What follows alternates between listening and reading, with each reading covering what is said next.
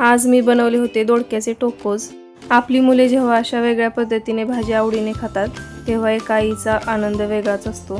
दोडक्यामध्ये आहे vitamin C, iron आणि calcium.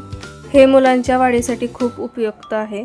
दोडक्याचे टोकोज बनवण्यासाठी फ्रेश दोडका घ्यायचा आहे, त्याची साल काढून दोडका खिसून घ्यायचा आहे। त्यानंतर खिसलेल्या दोडक्यामध्ये टाकायचा 1 टेबलस्पून रवा, 1 टेबलस्पून गव्हाचं पीठ आणि 1 टेबलस्पून चणा डाळीचं पीठ।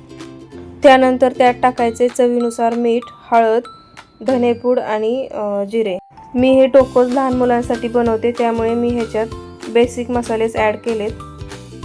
सर्व मसाले ॲड झाले की त्यात थोडंसं पाणी टाकून सैल असं बॅटर बनवायचे।